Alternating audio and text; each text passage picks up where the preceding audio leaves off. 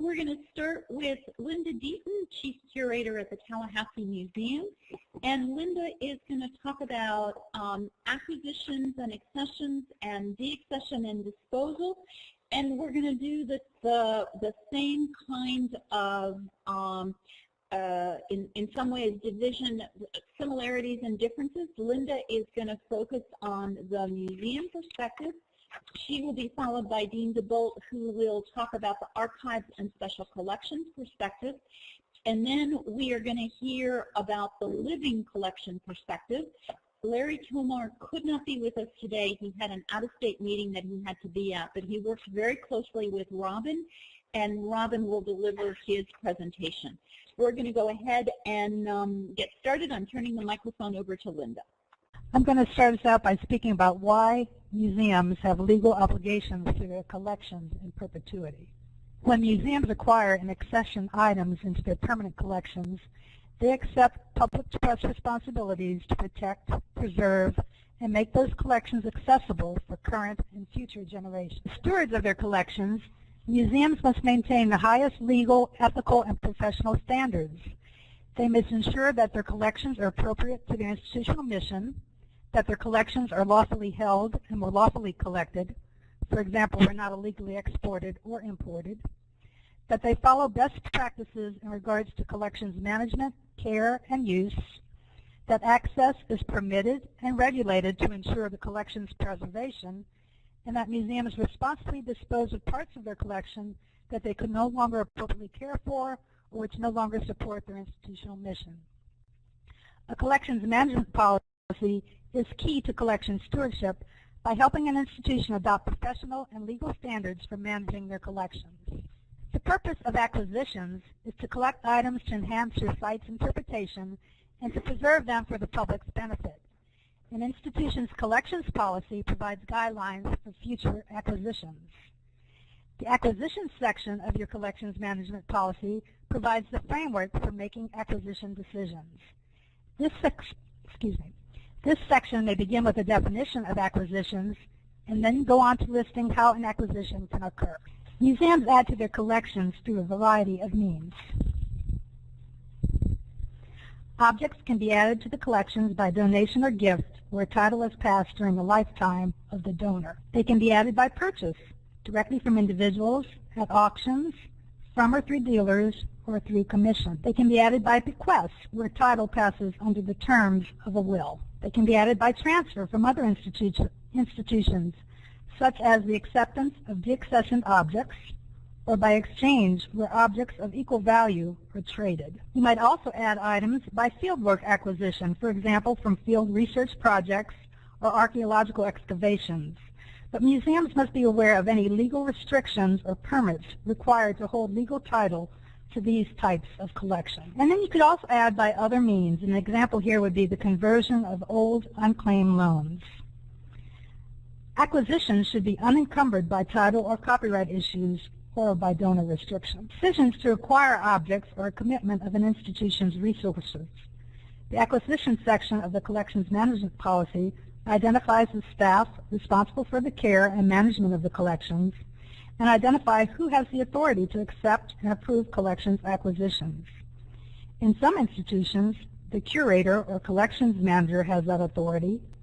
In others, a collections committee or the governing authority make acquisition decisions. Decisions on whether or not to accept an acquisition take into account the current collection's strengths and weaknesses and the practical and legal considerations of collection stewardship. The acquisition section of the policy outlines the criteria and decision-making process for accepting objects into the collection. For an example, you might wonder, is the item relevant to your museum's mission? Does it fall within the existing collection? Does the object maintain its basic integrity and authenticity? Is it badly damaged? Can the object be used as parts? What is the intended future use of the item? Can it be used in exhibits, programs, or research? Is the object redundant? Does the museum already have enough examples? Is there adequate storage of the proper kind for the object? Can the object be properly cared for? Some legal considerations for acquisition decisions are, can valid title and all rights to the object be passed to the museum? Does the acquisition violate any local, state, national, or international laws? Is the object subject to repatriation? Is the object free of donor restrictions? Appraisals are another acquisition policy issue. To avoid conflicts of interest, Museum Code of Ethics prohibit museums from providing appraisals to donors or any other parties for tax or other purposes. If requested, the policy should direct staff to provide the donor with a list of reputable appraisers without giving preference to any one appraiser. To accession an object is to formally accept and gain legal title to an acquisition and to add it to an institution's permanent collection to be held in the public trust. A museum does not need to accession every object it acquires and can maintain accessioned and unaccessioned objects under different collections categories that require different levels of care and use. Accessioning objects into a permanent collection incurs a commitment to care for the item in perpetuity. Therefore, the decision to accession an object requires careful consideration to collection stewardship and the museum's mission. Under the Tallahassee Museum's Collections Policy, Section 4, Accessioning Collections Items, the curator is assigned the responsibility for all paperwork and permanent records on accession objects. In other institutions, a registrar may be the assigned staff member. Accession records include documentation pertaining to an object's acquisition, for example, the gift agreement, bill of sale, transfer papers. It might contain information on the source, collecting permits, a numbers register, worksheets, photographs, database entries, research notes, and any correspondence related to the object. Deaccessioning is the formal process of permanently removing an accession object or a group of objects from the museum's collections. Deaccessioning is not to be taken lightly. However, it is a legitimate practice in the development and care of a collection. At times, it may be more prudent to deaccession items to a more suitable caretaker than to continue caring for them.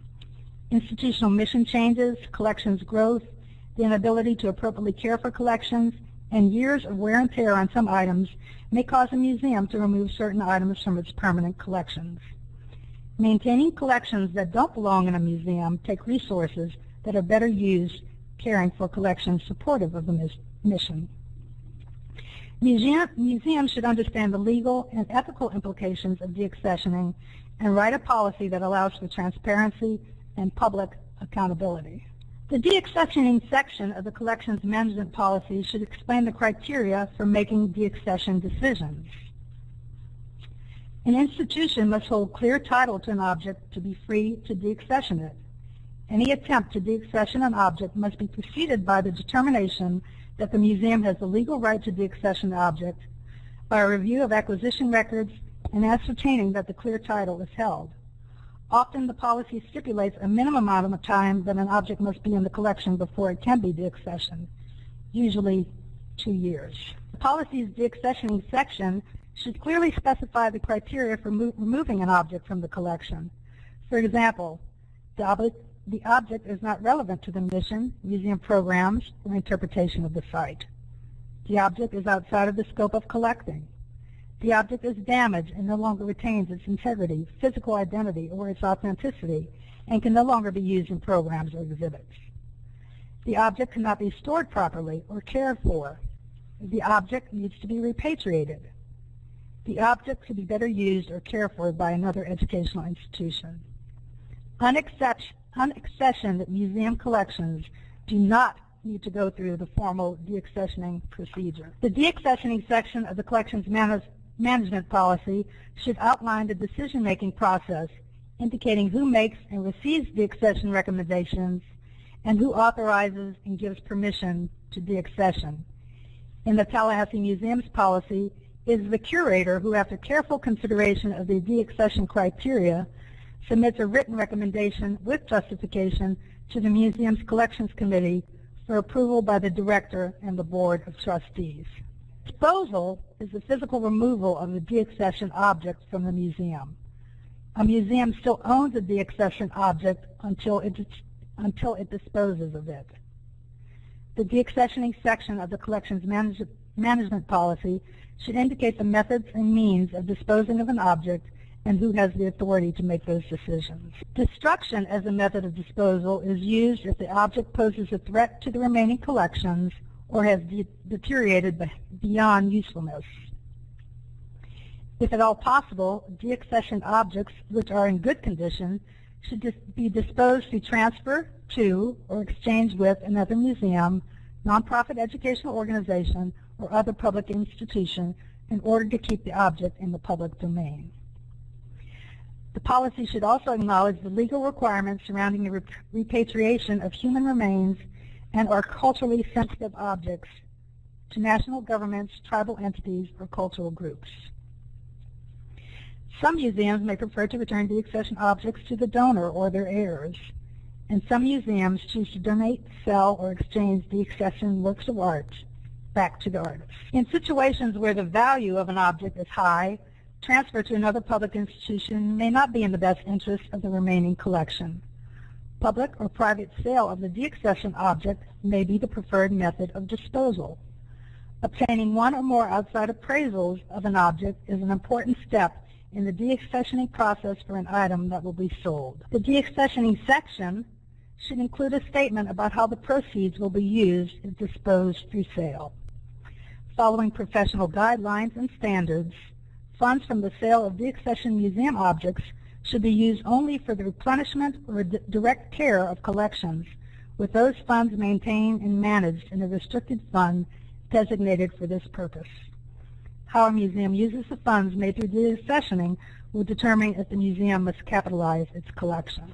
It should be noted that according to currently accepted professional ethics of collections management, it is considered unethical for collections items to be disposed of by gift or sale to museum employees, trustees, volunteers, their families, or their representatives, or by sale in a museum store.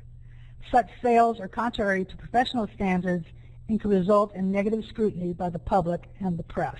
Lastly, the deaccession policy assigns staff responsibilities to ensure that deaccessioning is handled in a consistent and ethical way.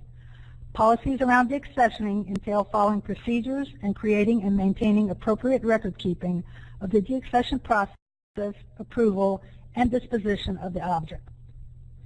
Deciding to deaccession an object is a careful, thoughtful process to determine whether deaccessioning and disposition of an object is the best course of action for the institution and the public. Thank you.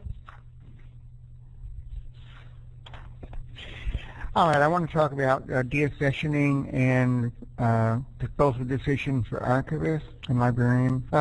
It's quite the process, quite similar to museum and an archive. Generally, you have a collection development or scope policy, which also includes language permitting you to accept or reject donations, or you have legal paperwork for donation.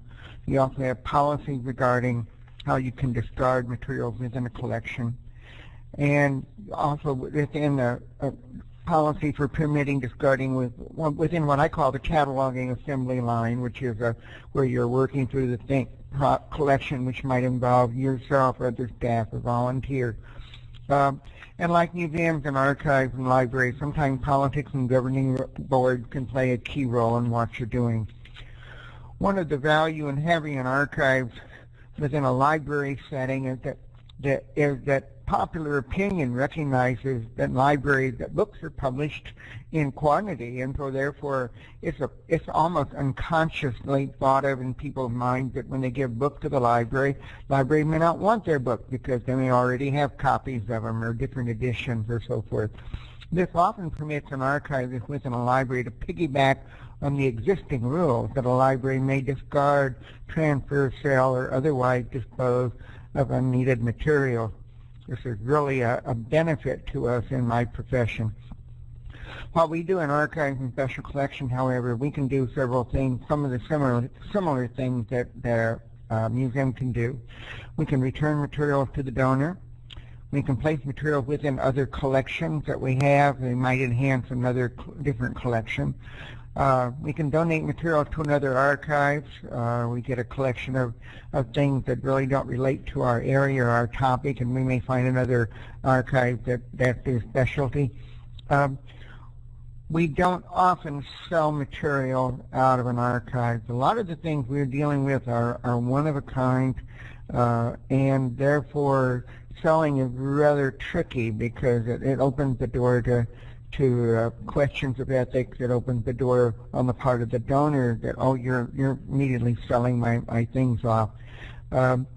In trading or distribution to another organization, we have the Archives and Archivists listserv run by the Society of American Archivists, which reaches some 3,000 to 4,000 archives around the world. We have a subject line we call "Free to a Good Home," and we will list things that have come our way that maybe aren't appropriate, and we can transfer them to another place.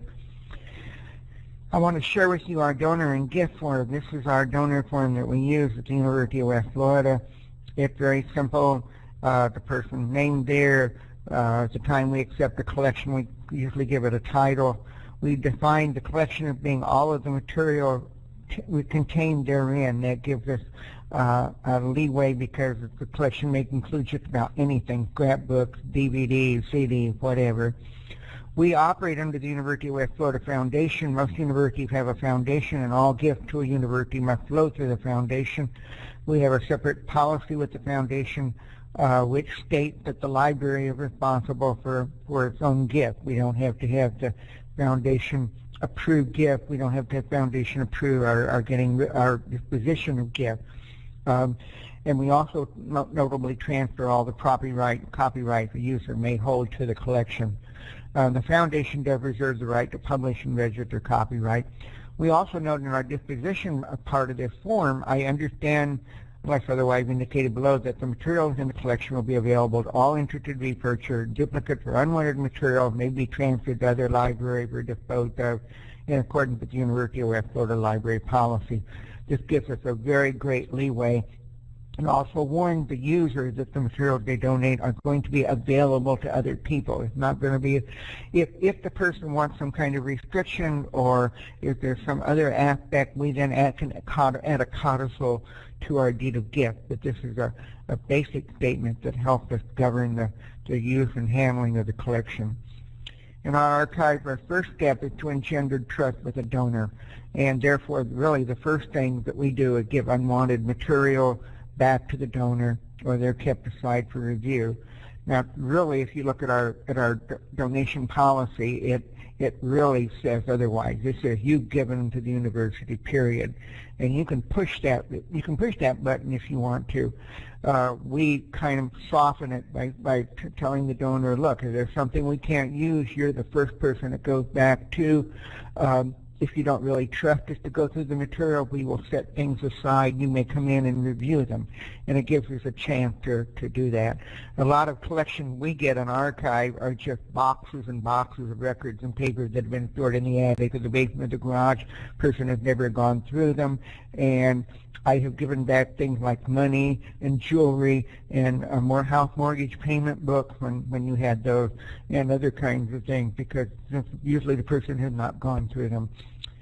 Sometimes you can document these things before you go back to a meeting with the donor, because they may think this thing is the most precious piece of paper they've ever found in the universe, and you may be able to have a chance to explain or tell them why this doesn't really fit your collection, and why it may not be important. You can also find other venues for the donated material. We got a collection of family papers. They had attended a church in another state somewhere. Most of the lives moved all their stuff to Florida. We traded them to the Methodist archive and changed for microfilm or circuit writers through West Florida that tell us about the establishment of churches in the region and so forth. And we can also locate other libraries, museums, and archives, better places for a donation. Within the donation, there may be a lot of duplication. I have a standard rule, basically retain at least 2 copies. Most often I retain 3 of an item. The reason is I want 1 copy as a master mint condition, a second copy as a second and third copy. 1 is for handling. The second copy becomes available. You suddenly need an exhibit. You need to some other aspect, and of course your mint copy is a backup to what you have. It should say. With paper material, we get a lot of requests for exhibits, for scanning, for people reading and using, and I want to make sure that we have those. We can also trade duplicates. We might sell them or utilize them. I frankly, they might in like an artwork, collages, silent auctions, and so forth.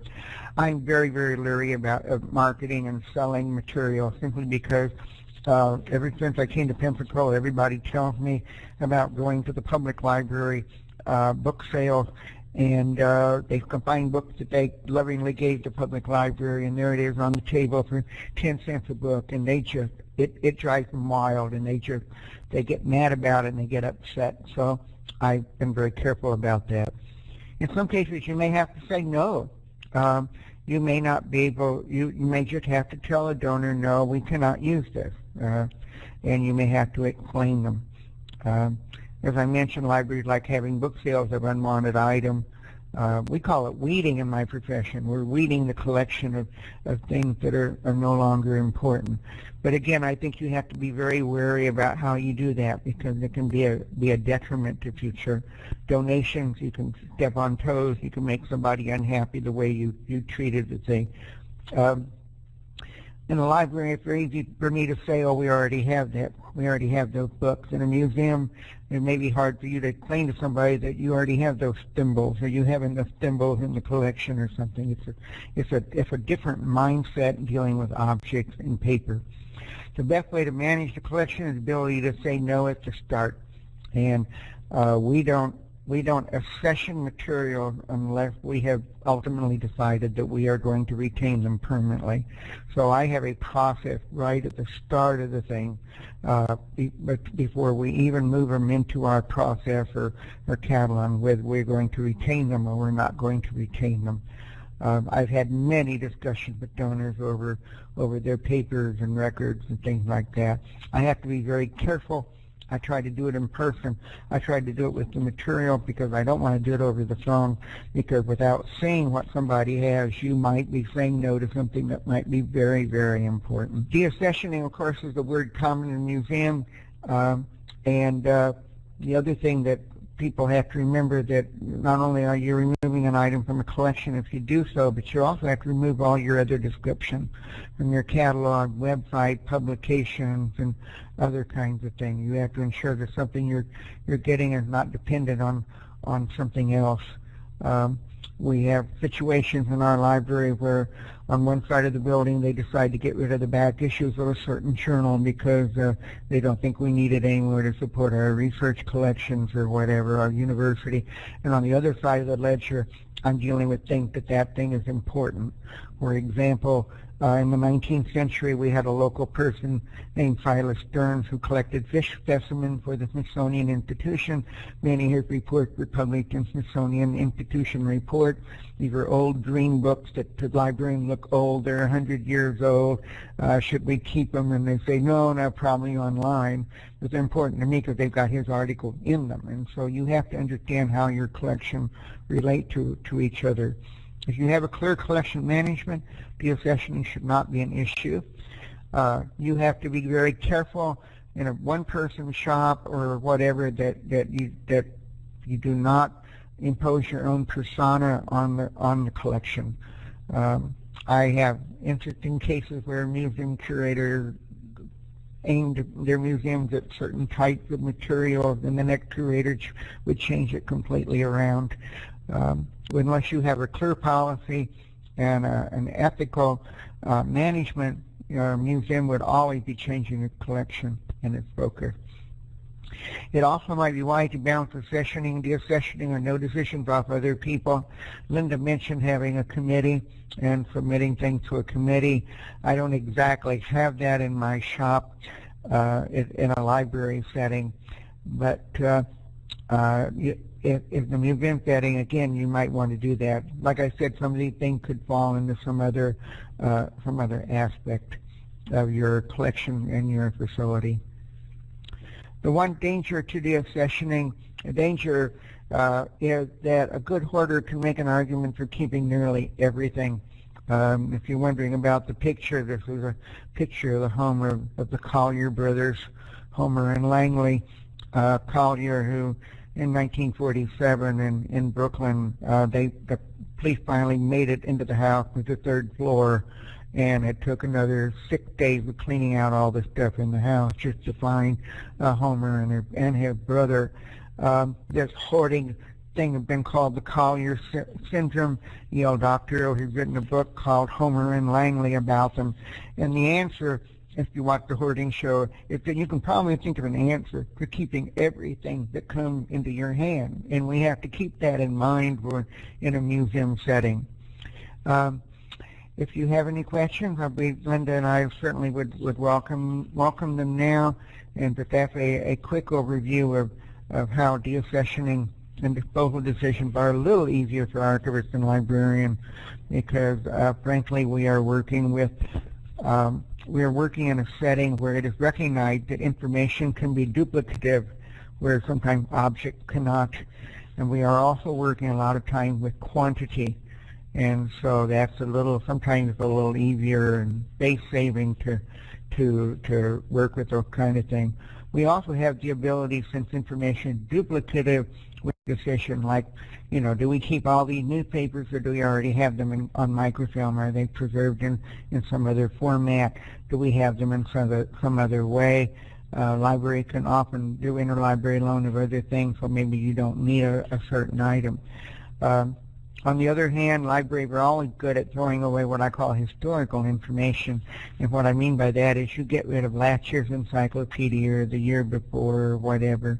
I discovered in my library when I came there a long time ago that the quadrangle map put out by the U.S. Geological Survey, they were replaced every few years, and they would throw away the old one. And I put a stop to that one, especially for Florida, because the old one was a good picture of Florida the years past. So pretty soon we built up a historical collection of geographical survey maps by being able to look back through the thing. And I've also had spirited arguments with other librarians about why we should keep something when I thought we should not. So sometimes you have to bounce those kind of decisions off on other people. Well, thank you very much. Hello, everyone. This is Robin Kilgo down in South Florida, and today I'm going to be presenting for Dr. Kilmar on acquisitions, accessions, deaccessions, and disposals for living collections. This is pretty fascinating. I've pretty much always dealt with non-living collections, so to kind of find out about living collections and seeing the commonality across all of our different specialities is pretty great. So to start out with, like most institutions, the collection plan dictates collecting efforts. For Tampa Lowry Park Zoo, the complete collection plan is revised every 2 years. The collection plan includes overarching philosophical statements to direct institutions' collections efforts. It includes a wish list of animals that the institution would like. For each asset, it will include the species' legal status, if it's endangered or threatened, if it's underneath the International Union for Conservation of Nature categories, and if the animal is classified under a species survival plan.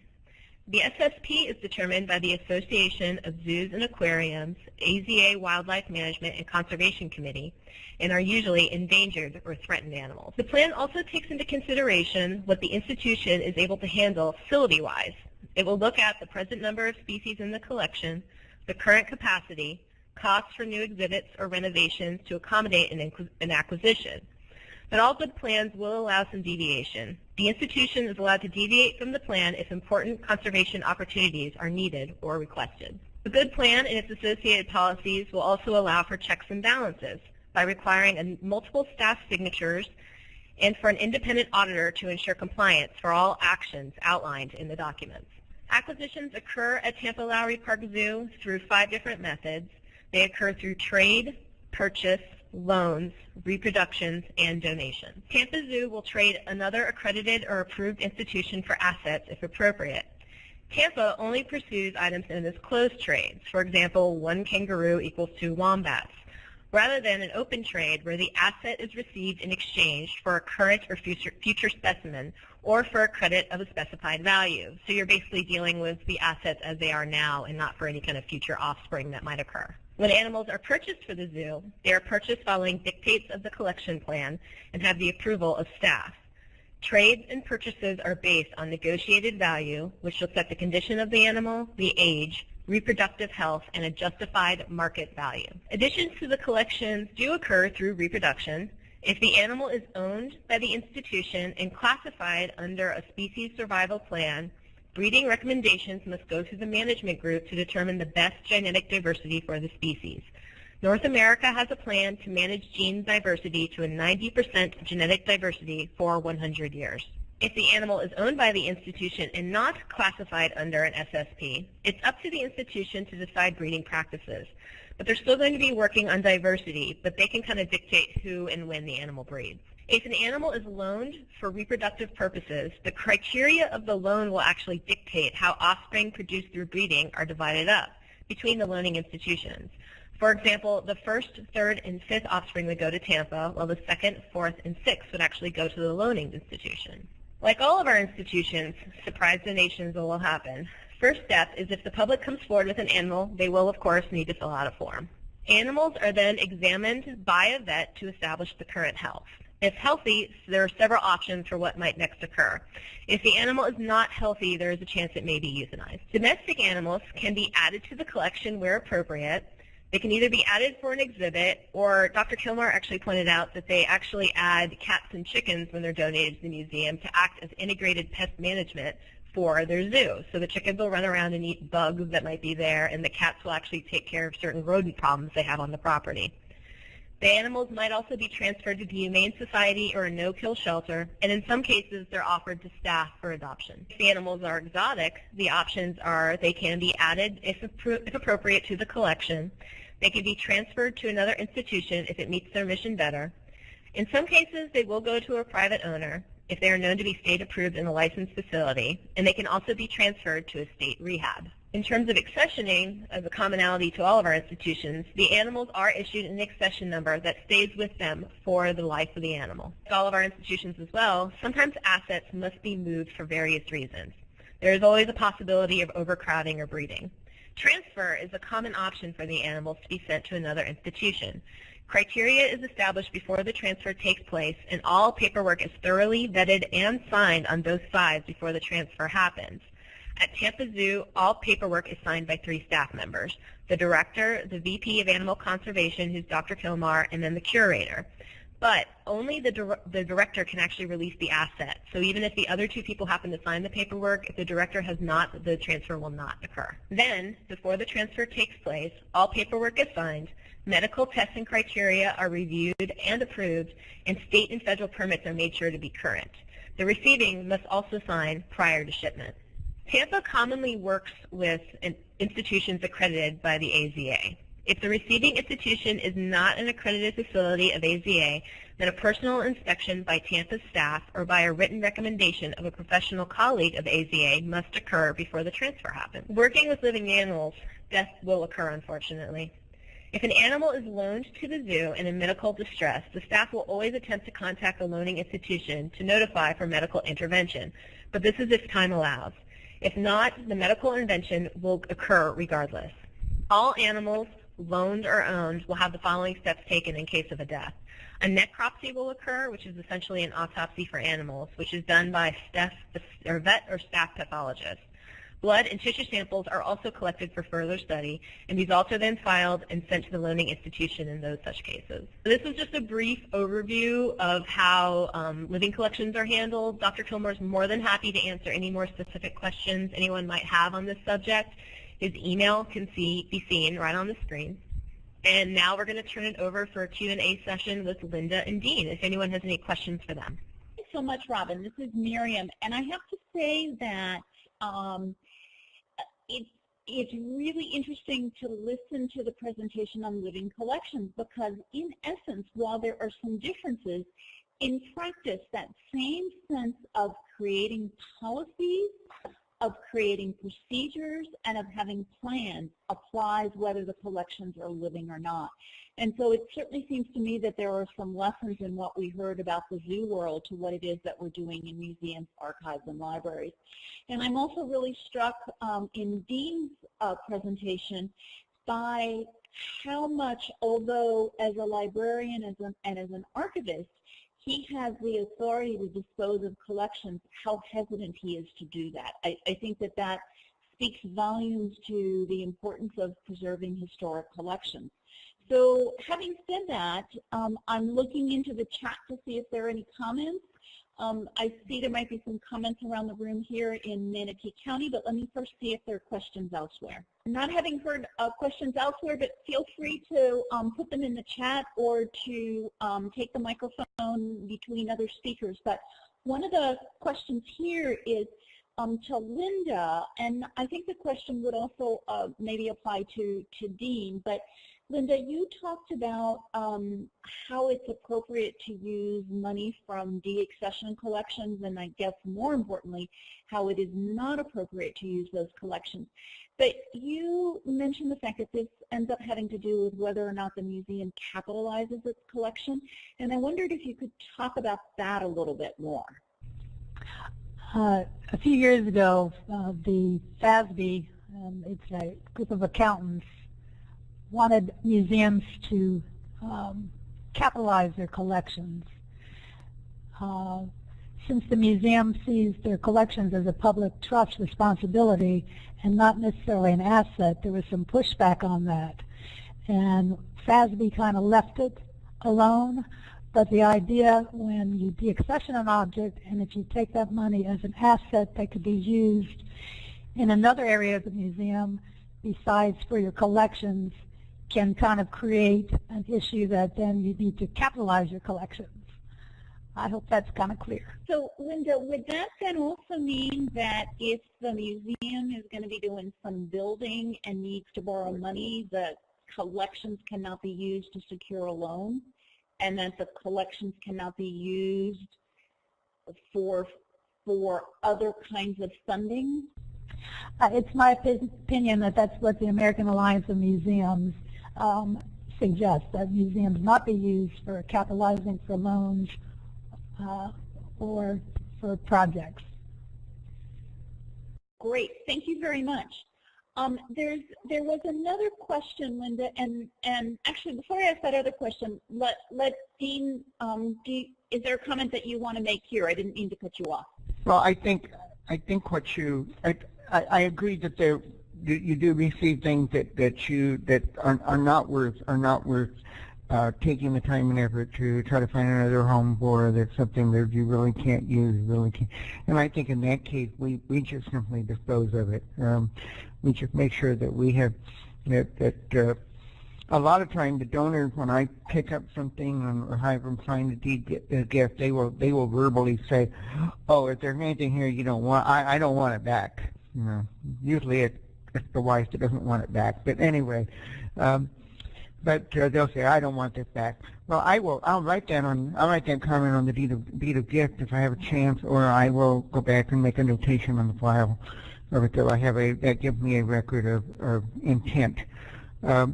And there are people that give us stuff that they realize they're not worthless. They're worthless. They're junk. They think they want someone else to give it a second eyeball and see if we're seeing something that they're missing. And I think in cases like that, we can dispose of in some cases, though, when the thing that you're really going to dispose of may fall in that category that there just might be some value to it for somebody else. To give you an example of that. We were given a very large collection of travel brochures. We had a lady in our region who is a travel writer, and so she would write articles for all over the South about different areas of the South, and she would collect all these brochures in the Chamber of Commerce publications and all the back things and all that, and she finally donated all these things to me. And as I was going through them, I realized that she had an enormous selection of New Orleans and the Gulf Coast stuff before Katrina. And I contacted Tulane University, my friend over there, Land Miller in New Orleans, and I said, would you be interested in this stuff since it highlights all these things that really no longer exist? And they were thrilled to get them because sometimes in the present we're not collecting these things. We think sometimes we don't do that. I practice the point of view in archive. I collect them now. Everybody sees me and they know my motto, pick up 2 copies. I get them now so I have them later. I have them in the future issues and so forth. But I agree. I think you can throw things, you can toss things. If you handle donors who ask for a value for the object they're donating, we are governed by a rule and a policy that says in archives that we cannot give valuations on donation. This came about many years ago when the Johnny Carson band leader Fitch Henderson made a donation to a university and took tax deduction for it. When the IRS came and looked at that, it turned out Mr. Fitch Henderson had actually gotten valuation from 3 different universities, and he gave it to the one that gave him the highest valuation. And at that point, the IRS stepped in and established a rule that we cannot give a valuation to these things. So our rule in-house is that if we feel the collection is worth in excess of $5,000 in market value, we will recommend to the donor that they get a third-party appraiser. If in the case we're getting something to the university where the donor is approaching foundation first and then come to us, we ask the foundation to bear the cost of that appraisal if it's necessary. In some cases, when I'm dealing with individuals and they just have 1 book or 2 books or something like that, I may print out something online from AB Books or from the other places that have similar copies of a book for sale, and I may share that information with the person, assuring them it does not constitute a valuation on my part. It constitutes I'm sharing them what other people in the market are doing, and it's up to them to make that kind of decision. I was going to answer the question about if the object is so horrible that you can't sell it. Our policy allows us to, like I was saying earlier, destroy an object or actually even give it to Goodwill or another entity. But as far as the criteria, that's kind of way down on the list. Again, because we took these things as a public trust, we feel like we're responsible to try to find another educational institution or museum or nonprofit that can take them and care for them. Again, similarly to what Dean was saying, the museum does not appraise objects. We would refer people to qualified appraisers for that. We are not qualified to do that, and there is kind of a conflict of interest in us doing that as well. This is Miriam, and Linda, this is following up on a comment you made, which I think we're all in agreement with, which is that if you are deaccessioning, it is absolutely not appropriate to sell those items in your gift shop. But I think we've all been to museum stores, if you're at a historic site that sell historic items that are very similar to things that are in the collection, or if you have, for example, prints in your collection, the museum gift shop that sells prints by the same artist. My sense is that that's not appropriate because you're creating confusion in the mind of the visitor. But do you want to comment on your thoughts on the museum gift stores that sell things that to the uninitiated pretty much look like what's in the collection? In my presentation, I had a little slide on one of the slides where it was the acquisitions committee commenting on, oh, I can't sell something like that in the gift store. And I know museums, in trying to create money and support for the institutions, often do facsimiles or other such items in their gift shop. And to be honest with you, I don't really have a problem with that. I know I've gone to lots of the federal museums, Smithsonian included, where in the gift shop I've bought facsimiles of some of their objects. I think just making it real clear that you're not selling an original collection items is the important point. Okay, I think that's a really useful answer, and it's that clarity, and that you are not creating confusion in the mind of the visitor. Let me ask if anybody else has questions, and if not, we're going to go to the discussion. So I'm going to turn the mic off on my end just to see if anybody wants to jump in with another question. Hi, this is Elise. This isn't a question, it's a comment. If you're interested in living collections and pursuing issues related to them, I gave a paper at the Zoological Registrars Association annual conference last fall, and it was an amazing conference. I learned so much, and as you said, Miriam, there's a lot of similarities, but finding out how that world deals with some of the same issues was just fascinating. Okay, another great resource. I'm going to suggest that we now turn to discussions around the conference room table.